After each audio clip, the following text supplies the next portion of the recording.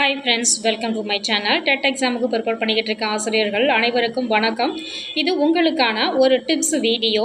தெரியாத கேள்விகளுக்கு எப்படி பதிலளிப்பது, எந்த ஆன்சரை சூஸ் பண்ணால் நமக்கு மோஸ்ட்லி கரெக்டாக இருக்கும் அப்படிங்கிறதுக்காக ஒரு டிப்ஸ் தான் இந்த வீடியோக்குள்ளே பார்க்க போகிறோம். நம்ம சேனலில் முதல் முறையாக பார்க்குறவங்களா இருந்தால் சப்ஸ்கிரைப் பண்ணிக்கோங்க, கூடவே பெல் பட்டனையும் கிளிக் பண்ணிக்கோங்க. வீடியோவை ஸ்கிப் பண்ணாமல் பாருங்கள். தெரியாத கேள்விகளுக்கு நீங்கள் பதிலளிக்க ஃபஸ்ட்டு மெத்தடை இந்த மாதிரி செக் பண்ணி பாருங்கள்.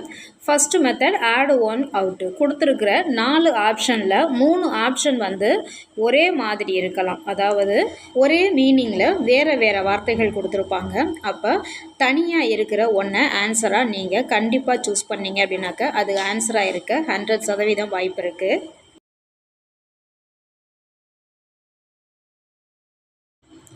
Kilogram metre power -1 second power -2 சமமான அலகு என்ன அப்படின்னு சொல்லி கேட்டிருக்காங்க. இந்த கொஸ்டின் டெட்டு 2012 கேட்ட கொஸ்டின்.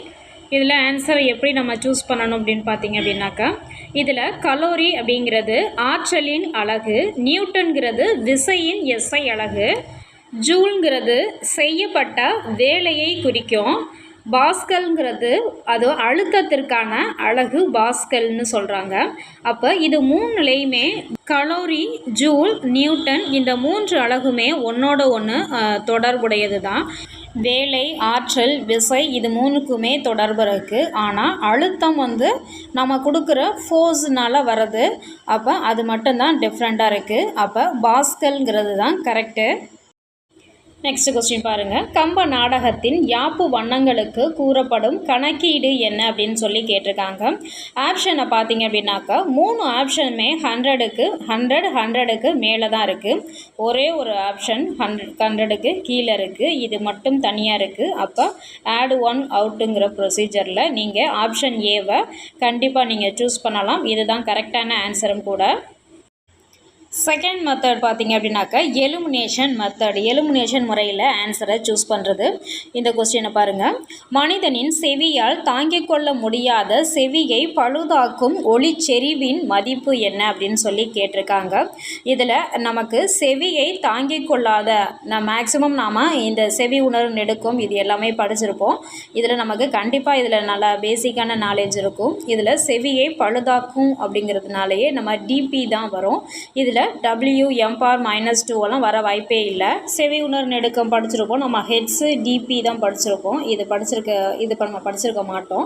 இது வரவே வராது. நீங்கள் அந்த சாப்டர் படிச்சிருந்தீங்க அப்படின்னாக்கா இது 2 ஆப்ஷனையும் நீங்கள் தாராளமாக பியையும் சியையும் எலிமினேட் பண்ணிடலாம். இப்போ நமக்கு ஏயும் டியும் தான் ஆப்ஷனாக இருக்குது. 170 டிபியா இல்லை 120 டிபியாங்கிறது நமக்கு ஒரு சந்தேகம் இருக்கும்.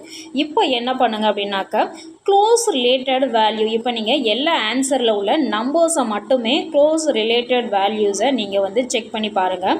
100க்கும் 110க்கும் 170க்கும் ரொம்ப டிஃப்ரென்ஸ் இருக்குது. அதே மாதிரி 70க்கும் 110க்குமே ரொம்ப டிஃப்ரென்ஸ் இருக்குது. 110க்கும் 120க்கு தான் ரொம்ப க்ளோஸ் ரிலேஷன் இருக்குது. அப்போ ஆப்ஷன் சி நம்ம ஏற்கனவே எலிமினேட் பண்ணிட்டோம். அப்போ ஆப்ஷன் டி த ஆன்சர்.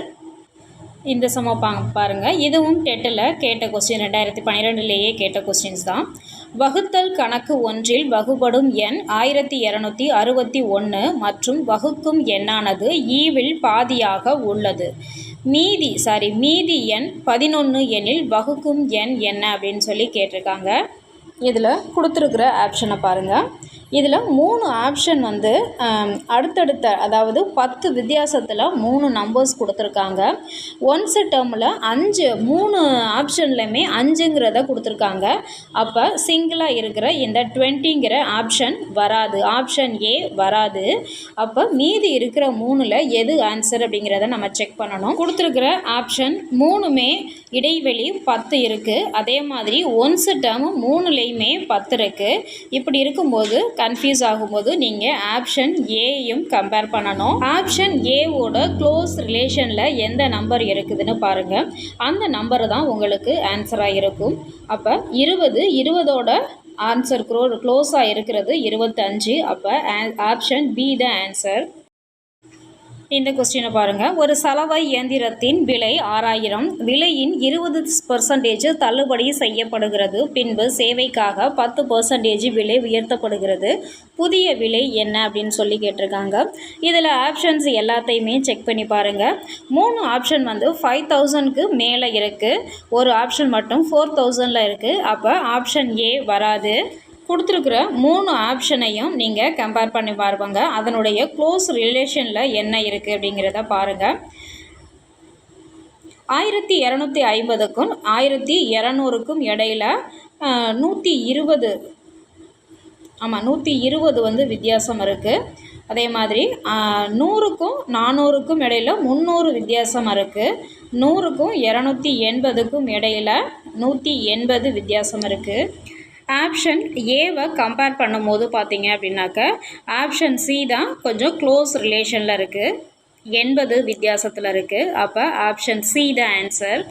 இல்லை கொடுத்துருக்குற 4 ஆப்ஷன்லேயுமே பார்த்தீங்க அப்படின்னாக்க எல்லாமே 3மே 0, 2 0வில் முடிஞ்சிருக்கு, 100ல் முடிஞ்சிருக்கு. இது ஒன்று மட்டும்தான் வித்தியாசமாக இருக்குது. அப்போ இந்த ஆப்ஷனை நீங்கள் சூஸ் பண்ணலாம். நாம் சொல்கிறது எல்லாமே உங்களுக்கு ஆன்சர் தெரியலைங்கிற பட்சத்தில் இந்த மாதிரி செக் பண்ணி ஆன்சர் வந்து சூஸ் பண்ணுங்கிறதுக்காக தான். தெரிஞ்ச கொஸ்டினுக்கு நீங்கள் இந்த மாதிரி சூஸ் பண்ணாதீங்க. நெக்ஸ்ட்டு பார்த்தீங்கன்னாக்கா தெரியாத கொஸ்டினுக்கு லாங் ஆன்சராக உள்ளதை நீங்கள் ஆன்சராக சூஸ் பண்ணலாம். அதுக்கு கண்டிப்பாக வாய்ப்பு இருக்குது, லாங் ஆன்சராக இருக்கிறதுக்கு. அடுத்ததாக நீங்கள் மேக்ஸில் எல்சிஎம்மை பொறுத்த வரையிலையும் நீங்கள் லார்ஜஸ்ட் நம்பர் என்ன கொடுத்துருக்காங்களோ நீங்கள் அதை சூஸ் பண்ணிங்கனாக்கா அது ஆன்சராக இருக்க வாய்ப்பு இருக்குது. அது வந்து அந்த நம்பரால் டிவைட் ஆகுமான்னு பார்த்துட்டு நீங்கள் அந்த நம்பரை சூஸ் பண்ணணும். ஓகே ஃப்ரெண்ட்ஸ், எனக்கு தெரிஞ்ச சின்ன சின்ன ட்ரிக்ஸ் உங்களுக்கு சொல்லி கொடுத்துருக்கேன். உங்களுக்கு யூஸ்ஃபுல்லாக இருக்கும்னு நினைக்கிறேன். ஓகே ஃப்ரெண்ட்ஸ், இந்த வீடியோ உங்களுக்கு பிடிச்சிருந்தா லைக் பண்ணுங்கள், ஷேர் பண்ணுங்கள், சப்ஸ்கிரைப் பண்ணுங்கள். தேங்க்யூ ஃபார் வாட்சிங் ஃப்ரெண்ட்ஸ்.